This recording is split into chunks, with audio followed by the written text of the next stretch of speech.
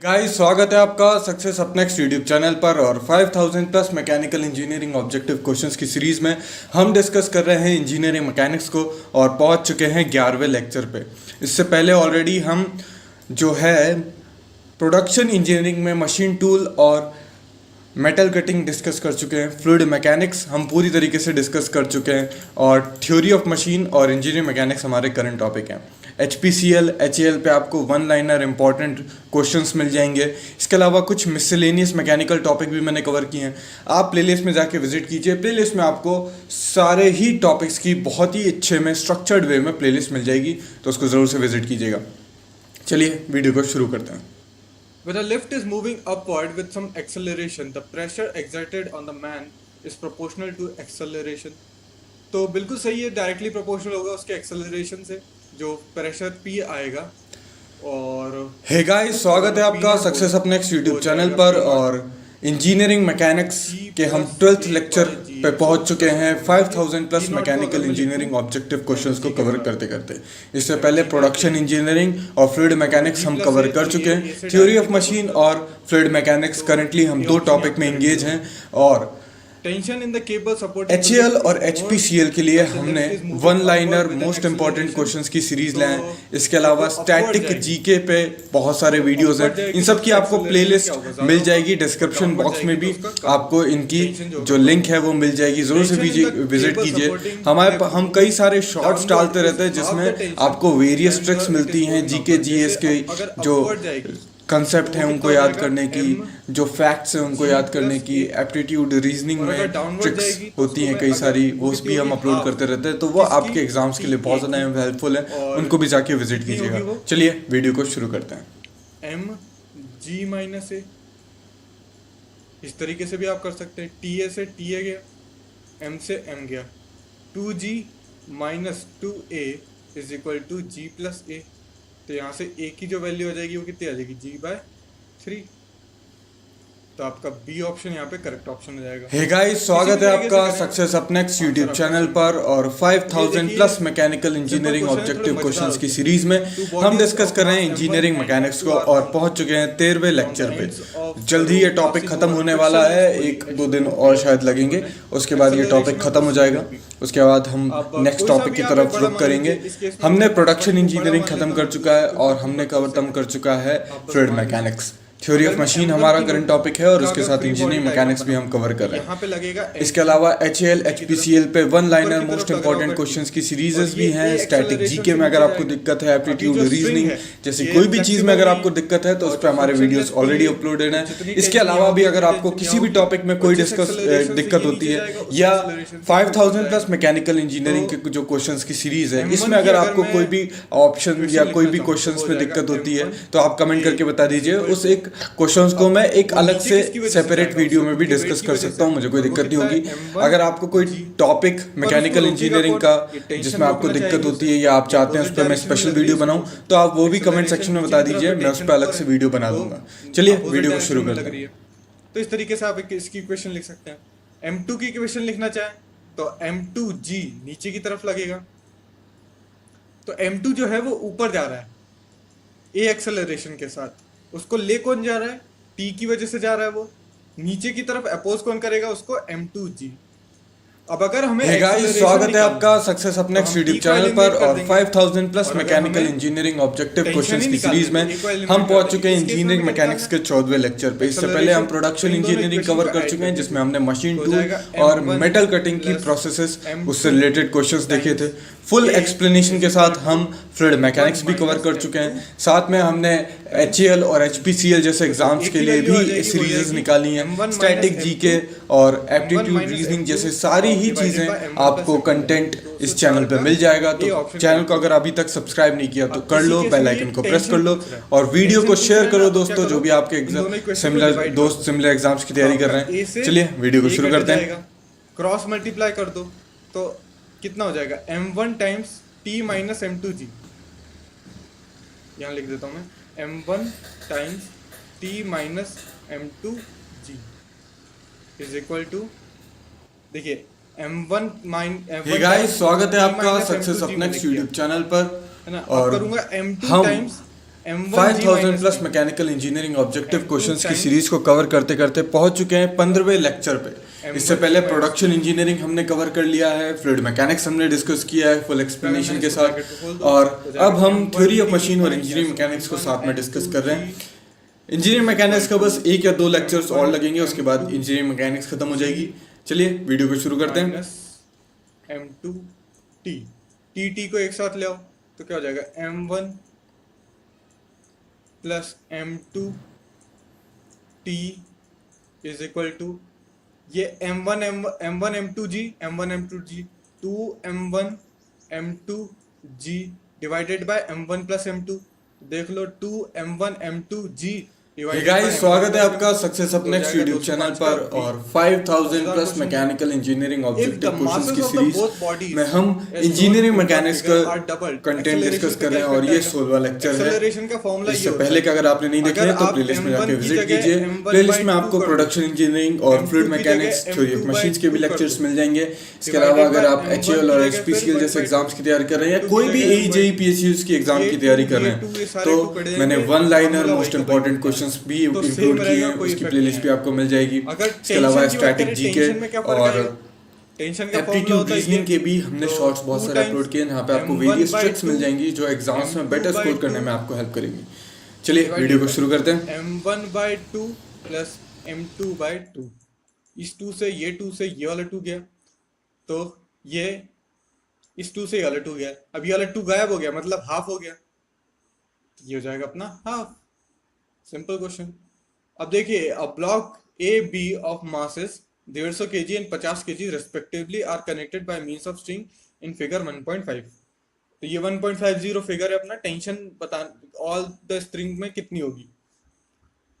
अब देखिए, ये जो पुली है ये है एक फ्रिक्शनलेस पुली, ठीक है, इसमें कोई भी फ्रिक्शन है नहीं। जो स्ट्रिंग है ये फ्लेक्सिबल नहीं है, नॉन फ्लेक्सिबल है, इनफ्लेक्सिबल है। इस केस में आपको क्या मिलेगा, तो ये जो स्ट्रिंग है ये एक ही स्ट्रिंग है जो यहां से यहां जाती है, उसके बाद घूम के यहां पे भी आ जाती है। तो जो टेंशन होगा वो इसमें हर जगह सेम टेंशन आपको देखने को मिलेगा। तो विल बी सेम 208 का ए। अगर यहाँ पे फ्रिक्शन वगैरह आ जाता तो फिर, या पुली में जो पुली के ऊपर जो रोप जा रही वो चेंज हो जाती तो हमारा जो केस हो जाता वो डिफरेंट हो जाता, पर इस केस में नहीं होगा। देखिए, मैं एक और फिगर यहाँ पे ड्रॉ करने की कोशिश करता हूँ। सेम ही फिगर में ड्रॉ करूंगा, बस थोड़ा सा इसमें चेंज करूंगा। यहाँ पे एक पुली है ना, और यहाँ पे एक पुली है। यहाँ पे M1 लटका हुआ है जिसको आप 150 मान लीजिए, यहाँ पे M2 लटका हुआ है 150 मान लीजिए, और ये जो पुली है यहाँ पे भी एक स्ट्रिंग है। अब ये जो T है तो ये भी कितना है, T है, और ये भी कितना है, T है। अब ये जो पूरी स्ट्रिंग है यहां से ये देखो, ये वाली जिसके मैंने ऊपर साइड में लाइन ड्रॉ करी, इसमें टेंशन T होगी, पर ये जो है ना ये ऊपर वाली, इसमें होगी 2T। तो अगर स्ट्रिंग चेंज हो गई तो उसमें टेंशन चेंज हो जाएगी। तो इस तरीके से कंसेप्ट को ध्यान रखिएगा।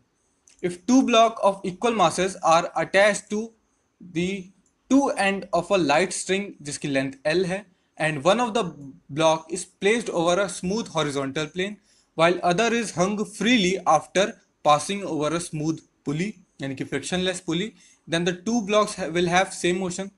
एक इस तरीके का अरेंजमेंट है। यहाँ पे एक ब्लॉक रखा हुआ है, ये जो रखा हुआ है इस पे फ्रिक्शनलेस है, यानी कि इसका म्यू जो है वो 0 है। कुछ भी इसका मास है, मगर यहाँ से एक स्ट्रिंग जा रही है और ये दूसरे मास पे जा रही है। अब वही ये फ्रिक्शनलेस पुली है, स्ट्रिंग फ्लेक्सिबल नहीं है, तो जितने एक्सेलरेशन से ये नीचे जाएगी उसी एक्सेलरेशन से ये इस डायरेक्शन में जाएगा। जितनी इसकी वेलोसिटी होगी उतनी ही इसकी वेलोसिटी होगी, तो मोशन क्या होगा इसका, सेम मोशन होगा। एग्री करेंगे स्टेटमेंट के साथ।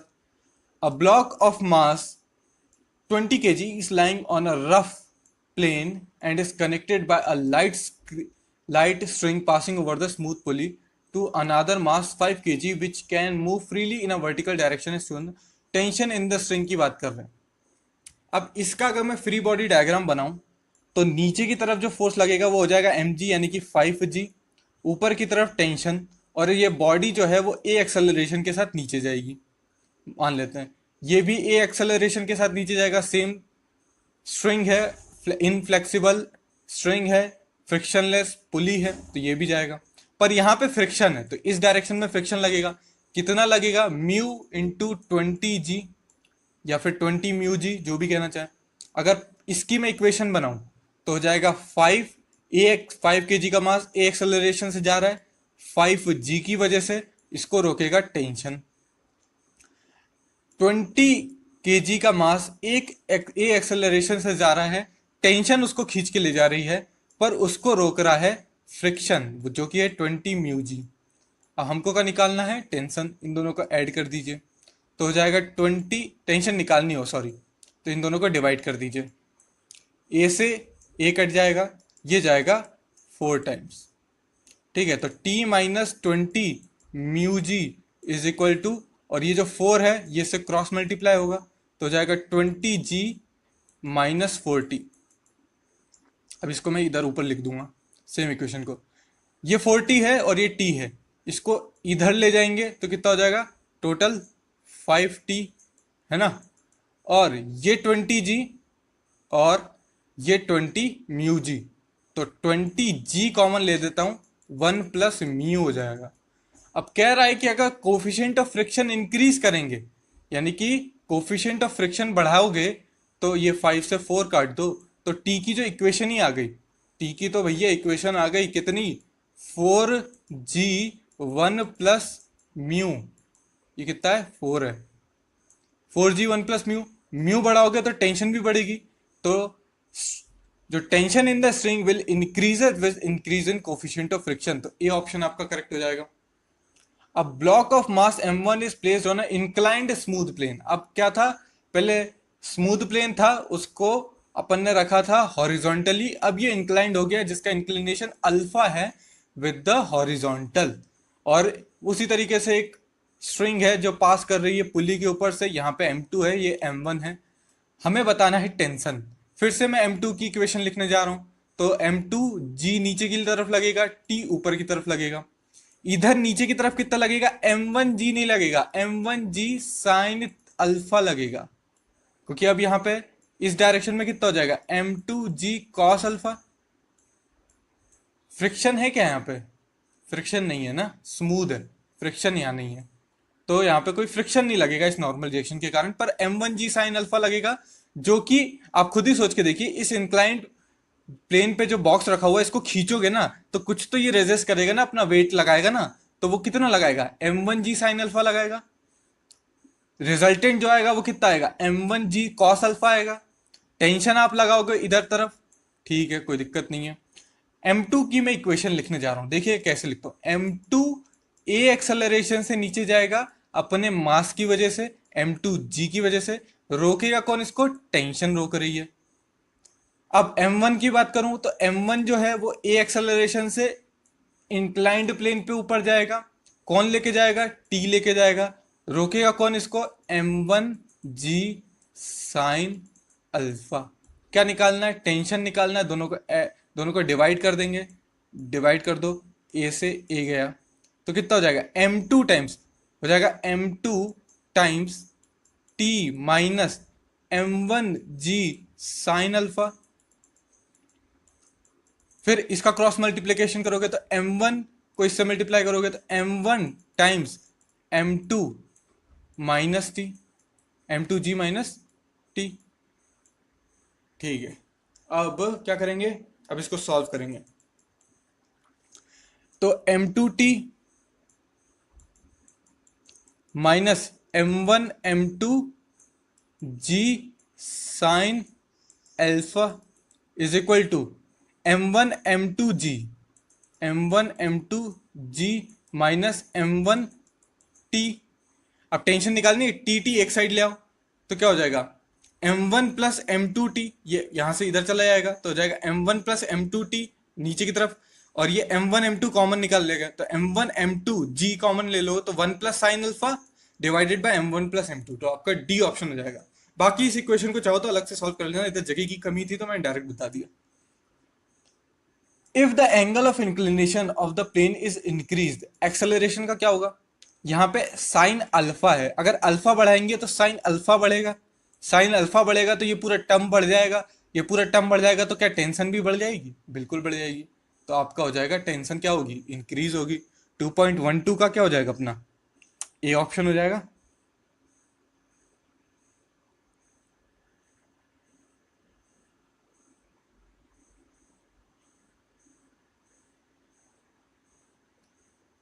If the mass m1 is placed on a inclined rough, अब देखिए कोफिशिएंट ऑफ फ्रिक्शन भी दे रखा है उसका, तो उस केस में क्या होगा? अब देखिए इसमें ना, देखिए क्वेश्चन गलत हो गया, इसमें पूछ रहा है एक्सेलरेशन के बारे में, मैं बता रहा हूँ टेंशन के बारे में। अगर टेंशन बोलेगा तो ये क्या करेगी? इंक्रीज करेगी, पर पूछा क्या? एक्सेलरेशन, एक्सेलरेशन पूछा है और ये हमने क्या निकाली? टेंशन। अब अगर एक्सेलरेशन निकालना है तो इन दोनों इक्वेशन को ऐड कर दो, इन दोनों इक्वेशन को ऐड कर दो। तो मैं यहां पे फिर से लिख देता हूं ना, इक्वेशन लिखूंगा तो हो जाएगी m2a is equal to m2g minus T, और m1a is equal to t minus m1g sine alpha. इन दोनों को ऐड करना है तो हो जाएगा m1 plus m2a is equal to m2g minus m1g sine alpha, और a निकालना है तो m1 बाय m2 नीचे आ जाएगा, तो m2g minus m1 sine alpha divided by m1 plus m2। अब देखो अल्फा के सामने साइन है, उसके सामने माइनस है, मतलब अल्फा बढ़ाएंगे तो ये पूरा जो टर्म है ये बढ़ेगा, पर ये जो नेगेटिव साइड के साथ है तो नीचे गिर जाएगा, तो ये डिक्रीज करेगा। और आप खुद ही सोचो, इंक्लिनेशन अगर तुम बढ़ा दोगे तो ये जो मासेस हैं ये एक दूसरे को काउंटर बैलेंस करना चाहेंगे, तो जो एक्सेलरेशन होगा वो कम हो जाएगा। और इस इंक्लिनेशन को बढ़ा दोगे, आप ऐसा कर दोगे तो टेंशन इस केस में ज्यादा होगी ना, कंपैरेटिवली टू दिस केस। इस केस में क्या होगा? टेंशन कम होगा, इस टेंशन में टेंशन इसमें ज्यादा होगा, इसमें टेंशन कम होगा। तो आप थोड़ा एप्टीट्यूड लगा के भी कर सकते हैं। ये क्वेश्चन बहुत मजेदार है, इसको करके तो मुझे भी मजा आ गया था। है कुछ कठिन नहीं, पर बहुत मजेदार है। देखिए अब क्या है कि ये जो इंक्लाइंड प्लेन है ना, ये फ्रिक्शनलेस नहीं है, इसका भी कुछ फ्रिक्शन कोफिशिएंट है, म्यू नॉट इक्वल टू 0। अब देखो मैं इक्वेशन लिखूंगा कैसे।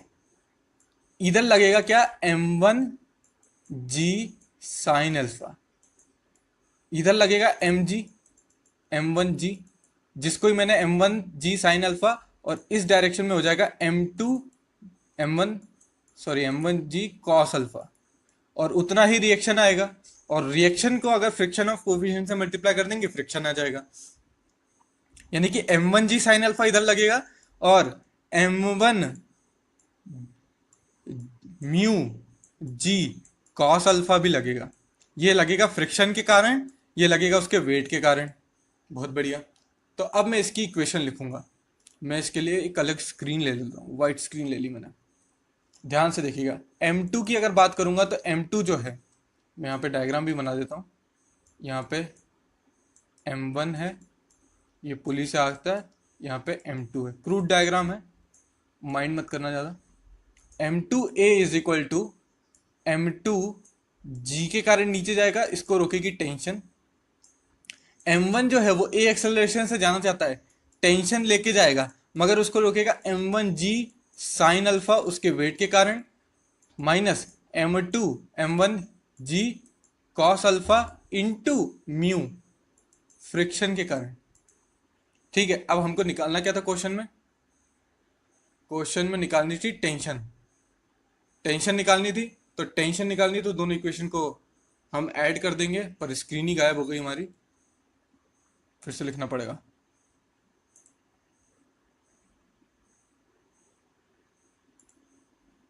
m2 जो था वो a एक्सेलरेशन से जा रहा था, m2g माइनस टी।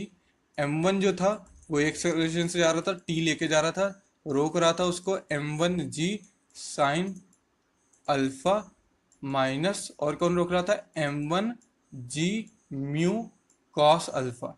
टेंशन निकालनी है, इन दोनों को अपने को डिवाइड करना पड़ेगा।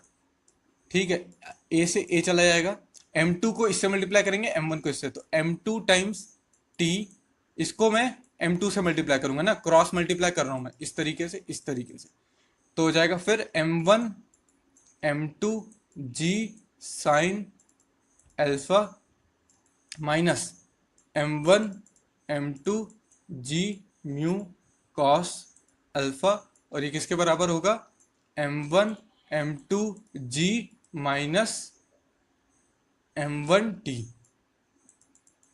टी एक साइड निकाल लो, तो हो जाएगा m1 प्लस m2 t, और ये कितना हो जाएगा, अब देखिए m1 m1 m2 m1 m2 m1 m2 सब कॉमन है, m1 m2 g कॉमन है कुल मिला के, यहाँ पे ये निकालूंगा तो 1, यहाँ पे नेगेटिव साइड है, मगर मैं इन दोनों टर्म्स को इक्वल टू के इधर साइड ले जा रहा हूं, तो प्लस में हो जाएगा, यहाँ पे कितना है साइन अल्फा,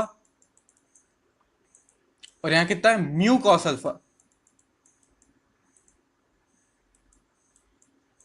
और ये m1 प्लस m2 उसके नीचे चले आएंगे, तो हमारा जो ऑप्शन हो जाएगा देखिए m1 m2 g 1 plus sine alpha mu cos alpha divided by m1 plus m2, तो ये ऑप्शन करेक्ट हो जाएगा। अब प्रोजेक्टाइल की बात कर लेते हैं। मान लीजिए आप इस क्लिप पे खड़े हुए हैं, यहां से आपने एक बॉल ली, एक पत्थर लिया, बॉल को फेंकोगे मिलेगी नहीं बाद में, पत्थर लिया उसको फेंका, और इस तरीके से आपने फेंका और ये जमीन पे जाके गिर गया। अब ये जो आपने जो बॉडी फेंकी है, जो combined effect of a vertical and horizontal force में काम कर रही है। आपने एक फोर्स लगाया इस डायरेक्शन में, इस जो फोर्स लगाया, एक कंपोनेंट इस डायरेक्शन में गया, एक कंपोनेंट इस डायरेक्शन में गया, mg भी लग रहा था, तो इसमें जो हॉरिजॉन्टल और वर्टिकल फोर्स लग रहे हैं किसी बॉडी पे, ऐसी बॉडी को कहेंगे प्रोजेक्टाइल। जैसे कि एक मिसाइल हो गई, एरो हो गया, किसी भी चीज को आप ग्रेविटी के इन्फ्लुएंस में फेंक दो, वो आपका प्रोजेक्टाइल हो जाएगा। ये जो पाथ ट्रेस करेगा, ये जो पाथ ट्रेस करेगा, इसे कहेंगे ट्रेजेक्ट्री, और ये होती है पैराबोलिकली, पैराबोलिक ट्रेजेक्ट्री होती है प्रोजेक्टाइल की। जिस वेलोसिटी से आपने फेंका उसे कहेंगे वेलोसिटी ऑफ प्रोजेक्शन, जिस एंगल से फेंका हॉरिजॉन्टल के साथ, उस एंगल को कहेंगे angle of projection with the horizontal. Time of flight, कितना टाइम ये हवा में रही, उसे कहेंगे टाइम ऑफ फ्लाइट। रेंज, ये जो हॉरिजॉन्टल डिस्टेंस इसने ट्रेवल किया, इसे कहेंगे रेंज। अब ये जो पॉइंट है ओ, जो पॉइंट ओ है, उसको हम कहते हैं पॉइंट ऑफ प्रोजेक्शन, यू कहेंगे velocity, initial velocity, alpha angle of projection को कहते हैं। तो अब देख लेते हैं अपन, ये पॉइंट ओ है, ये अल्फा एंगल से प्रोजेक्ट किया यू वेलोसिटी के कारण, साथ वाई एक्सिस इधर है, एक्स एक्सिस इधर है, ये जो टोटल डिस्टेंस है ये रेंज है, ये इसकी मैक्सिमम हाइट है इस पॉइंट पी तक, है ना, और ये जो इसकी ट्रेजेक्ट्री है, ये जो पाथ इसने ट्रेस किया। ओके, इक्वेशन की बात करें तो y is equal to x tan alpha minus g x square divided by 2 mu square divided by cos square alpha. तो ये इसका ट्रेजेक्ट्री का इक्वेशन है। टाइम ऑफ फ्लाइट की बात करूं तो टाइम जो होता है t is equal to 2 mu sine alpha by g. Range जो हो जाएगी वो हो जाएगी r is equal to mu square sine 2 alpha by g. अब अगर मुझे टाइम मैक्सिमम चाहिए, मैक्सिमम टाइम चाहिए, तो मैं बॉडी को कैसा फेंकूं, साइन अल्फा को मैक्सिमम करना है। अल्फा मैक्सिमम कब होगा, 90 डिग्री पे। 90 डिग्री का एंगल मतलब मैं इस तरीके से सीधी उसको वर्टिकली फेंकूं, तो उसका जो टाइम होगा फ्लाइट का वो मैक्सिमम होगा। रेंज के लिए मुझे साइन 2 अल्फा मैक्सिमम करना पड़ेगा। साइन 2 अल्फा मैक्सिमम कब हो जाएगा, अल्फा 45 डिग्री का होगा। मतलब 45 डिग्री पे अगर मैं मारूं, मतलब आपको अगर यहाँ पे क्रिकेट खेल रहे हो और आपको छक्का मारना है बहुत दूर, तो आप 45 डिग्री का इंक्लिनेशन दो, तो उसकी जो रेंज होगी वो मैक्सिमम होगी। अगर आप क्रिकेट खेल रहे हो, आपको बहुत ऊपर उठानी है बॉल, तो आप 90 डिग्री पे मारो, इस तरीके से समझ सकते हैं। मैक्सिमम अल्फा जो होगा, मैक्सिमम रेंज नहीं मिलेगी, वो अपने को 45 डिग्री पे मिलेगी। मैक्सिमम हाइट की बात करें तो you square sine square alpha by 2g, यानी कि 90 डिग्री पे मिलेगी मैक्सिमम, और फॉर्मूला ये हो जाएगा यू स्क्वायर बाई 2g हो जाएगी। वैसे time of flight when it is inclined plane से अगर प्रोजेक्ट करें, मतलब प्लेन जो है वो इस तरीके से ढलान पे खड़े होके आपने मारी, अल्फा प्रोजेक्शन है, तो टाइम का फॉर्मूला ये हो जाएगा। अगर डाउनवर्ड प्लेन है मतलब ढलान है, अभी चढ़ाई पे फेंक रहे थे, अब ढलान पे फेंक रहे हैं, तो उसके लिए अल्फा प्लस बीटा हो जाएगा। अब देखिए ढलान पे जब फेंकोगे ना तो टाइम ऑफ फ्लाइट ज्यादा होगी, क्योंकि ढलान पे फेंकोगे तो इसको ज्यादा एरिया मिलेगा जाने के लिए, बेहतरीन जाता रहेगा। और अगर चढ़ाई पे फेंकोगे तो इधर जाके इधर रुक जाएगा। तो सिंपल सा लॉजिक एप्टीट्यूड है, कोई बहुत बड़ी चीज नहीं है। रेंज जो होगी वो भी आपको चढ़ाई पे यानी कि अपवर्ड प्लेन पे कम मिलेगी, डाउनवर्ड पे ज्यादा मिलेगी। मैक्सिमम कब होगा, जब वो हो जाएगा 45 प्लस बीटा बाई 2। तो ये सारी चीजें याद रखनी है, इसी पे आने वाले क्वेश्चन हैं। Which of the following statement is correct in connection with the projectiles. तो projectiles is a path traced by the projectile in known as trajectory, तो बिल्कुल सही है। Velocity with which it is projected known as velocity of projection, बिल्कुल सही है। Angle with which the horizontal at which the projectile is projected is known as angle of projection. तो इसके सारे ही ऑप्शन करेक्ट है, डी ऑप्शन करेक्ट होगा, all of the above. The time total time taken by projectile to reach the maximum height to return back on the ground is known as time of flight, तो बिल्कुल सही, yes. Cartesian coordinate की बात करें तो y is equal to x tan alpha minus g x square divided by 2 mu square cos square alpha, नहीं होगा, ये होगा डी ऑप्शन। इसका ये ऑप्शन नहीं होता, ये ऑप्शन होगा x tan alpha plus g x square 2 square cos alpha, नीचे की तरफ आएगा। तो 216 का आपको 216 का आपको सी देखने को मिलेगा, सी देखने को मिलेगा, ये वाला ही सही होगा, डी नहीं होगा। पाथ ऑफ प्रोजेक्टाइल पैराबोला होता है जैसे कि बताया, हाँ यस। अब इसकी वजह से भी देख सकते हैं, देखिए यहाँ पे जो y की पावर है मैक्सिमम वो 1 है और x की मैक्सिमम पावर 2 है। तो ऐसी जब भी इक्वेशन मिलेगी ना, जैसे y square is equal to 4ax x square is equal to 2ay, जिसमें एक की पावर 2 हो तो दूसरे वाले की पावर मैक्सिमम पावर 1 हो, तो ये पैराबोला का केस होता है।